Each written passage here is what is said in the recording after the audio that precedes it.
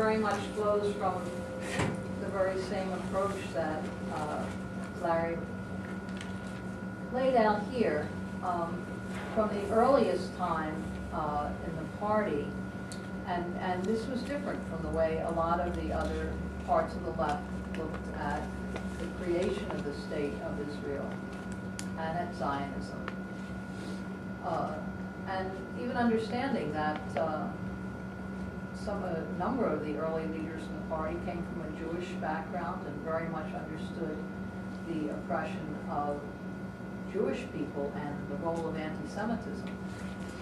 But when it came to the creation of the State of Israel on Palestinian land, there was absolutely no support for that. And it was explaining that Zionism really was imperialist conquest of the Middle East and taking an ideology that some Jewish people thought would be a salvation and distorting it completely into an alliance with imperialism. There was a much stronger current in the Jewish movement among labor activists and early socialists to oppose Zionism. But at the time of the creation of the State of Israel, a lot of that was simply forgotten and discarded. So we, from the earliest time, really put forth the view of defense of the Palestinian struggle, including at a time when I think we were the only group on the left to defend the Palestinian struggle when they were just, I'm talking about in the 60s, where they were just totally written off as terrorists. No right to exist as a people, as a state. And we again and again actually came to the defense of the Palestinian struggle. This is even before the creation of the PLO, the Palestine Liberation Organization, and the movement for a Palestinian state. There were parts of the anti-war movement. They would address Vietnam and all kinds of other struggles, but on Palestine were completely silent. And we would always raise up this issue. This was a key struggle in the Middle East, and was also a key and an acid test right here in the U.S. And it was maybe most important in those early days, particularly and this also goes back to an understanding of the way nationalism and oppression, and in building unity, but coming from another direction. But it was really the Jewish comrades who spoke in solidarity with the Palestinian struggle, and saying this is an oppressed people, and spoke against Zionist ideas. That was a very important, because it showed on an international level a very key point, and at a very difficult time, because there was a time in the U.S., it's very different now. There are many, it's a strong movement, particularly among Jewish young people, to stand against Zionism, Zionist ideas, against the State of Israel as really like a colonial outpost. And you could say a dry dock U.S. aircraft carrier in the region, creating constant war and division.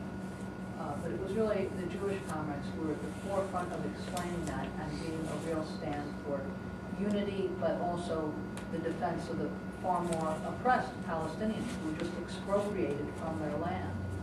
And there were key comrades, even whose, I'm thinking, for example, of one example is Tova Fry, whose parents came from the Holocaust and were moved to Israel and saw Palestinian family moved out of the home and given to them. And as socialists felt they couldn't abide or defend that and left Israel and actually were early anti-Zionists and communists or socialists at the time. There were Sam Marcy himself in explaining this issue, and Greg Goldstein and Naomi Cohen. these were party leaders who really were in the forefront of explaining this issue in a very strong way and speaking for the Palestinian struggle.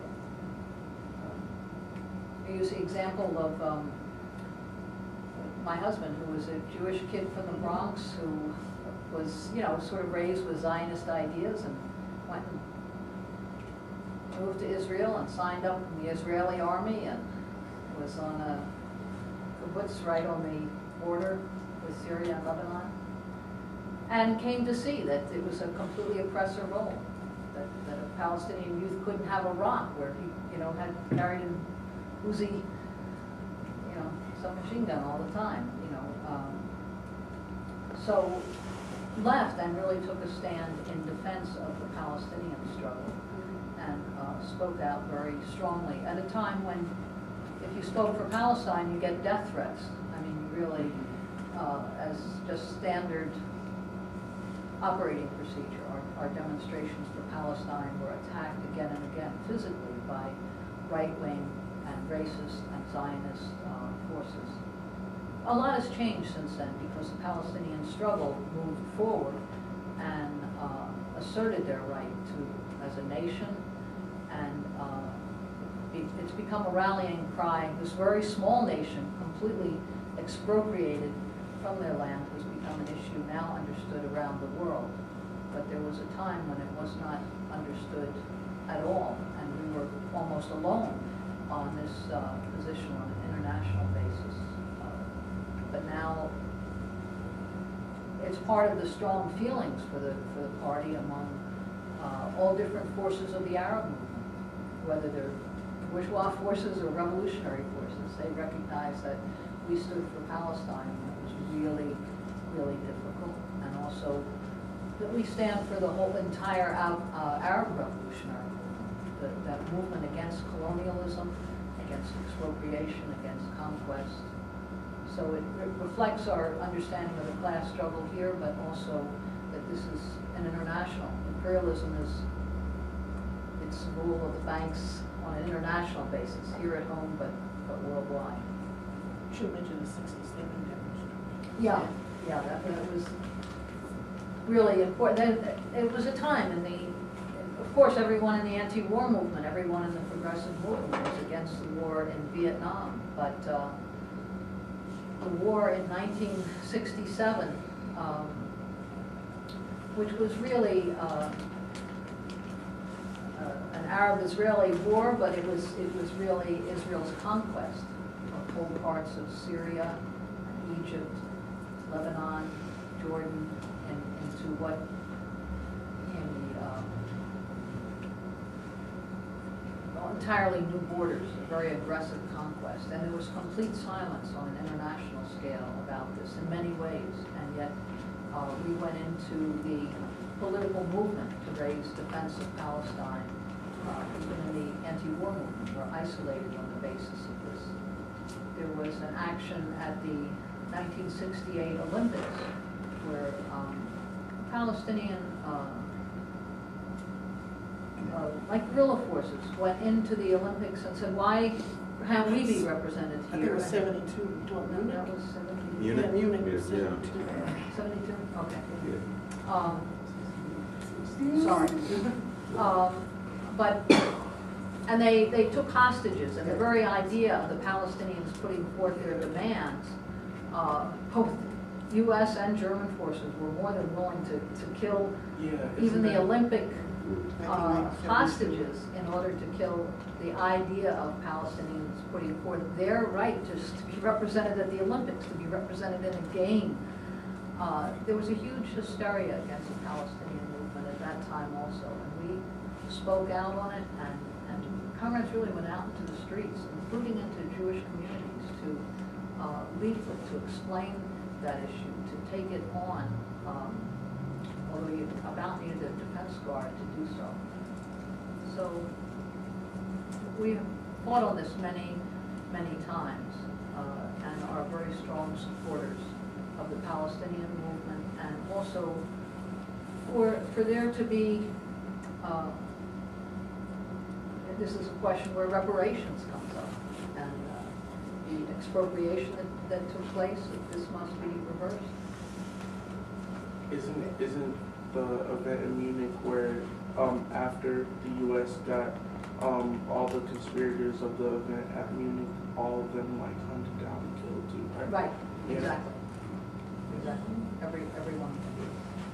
And also in 1981, we had the first Palestinian speaker at it.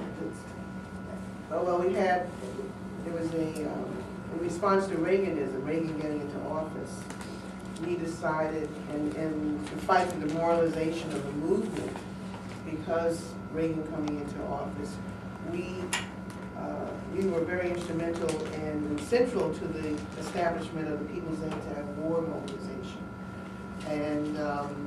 And so when we held a huge demonstration against the Pentagon of 100,000 people, this was May 3rd, 1981, and it was an incredible, demonstration against, that really,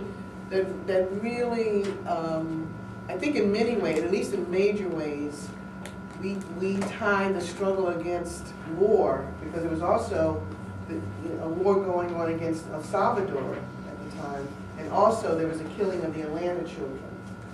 Black children in Atlanta were just being murdered, and there was no, it was just an incredible time. So we tied the struggle against war at home to the war abroad, linking mainly these two issues.